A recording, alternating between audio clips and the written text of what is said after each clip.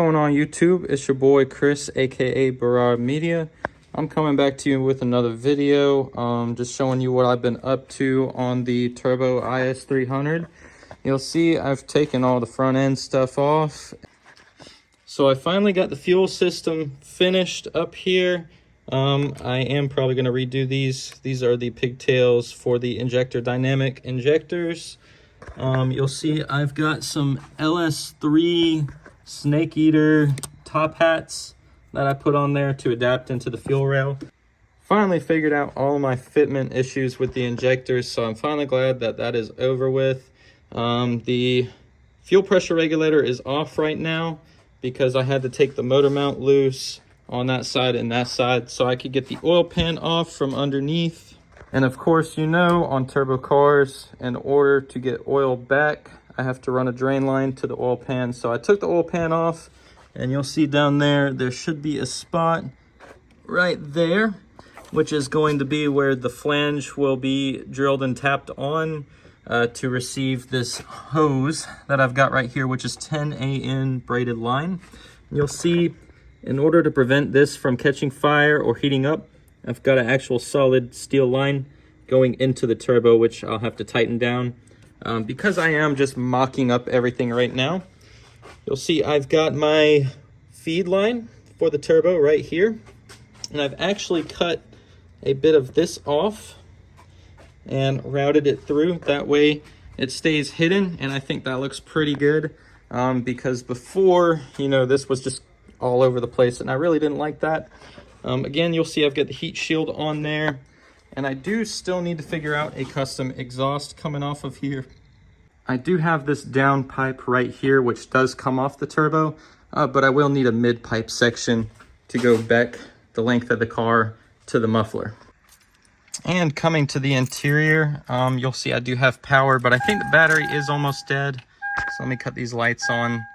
And you do see I do have power, but I think since the battery is so dead, the lights are not working right now because it's kind of glitching out. So yeah, let me cut that off. Looking under here, you'll see the oil pan is only held in by those bolts on each side right there.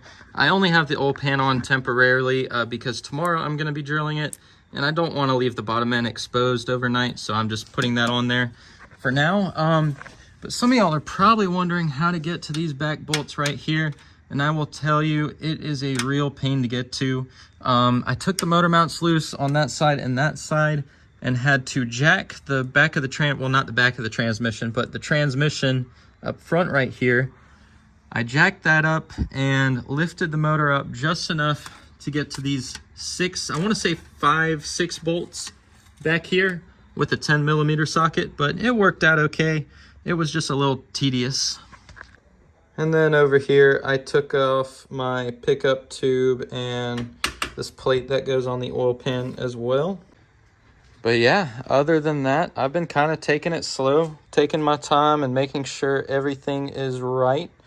I've been kind of helping out my friends with some of their projects. And of course, they've been kind of busy over here. So I've been trying to do what I can. You'll see my friend over here. I don't know if you can really see the car, but it is an EK Civic that we just did a B swap on. And it is running nice now. It looks great. He just picked this car up. We did the motor swap in basically a weekend. I mean, not much longer than that. And yeah, turned out great. But now that most of their projects are out the way, I should be good to rock and roll on this thing, get it going. We're probably not too far from first start.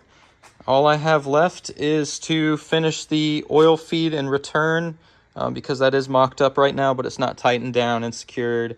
And then, of course, drill the oil pan down there and get the AN fitting on there. And what else do I have to do? I have to wire the fuel pump back there. I think I'm going to wire it to a switch and a relay. That way I can just switch the fuel pump on and off whenever I need to.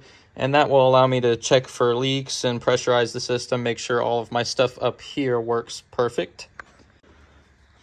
Then the easy stuff is really just running the intercooler piping, finishing up some odds and ends, of course, getting the exhaust on there, getting the intercooler brackets made so that stays flush, building a bracket for this ABS back here, and then we should be good to drop the EMU Black in and load a tune on it. So it's a pretty short video for today.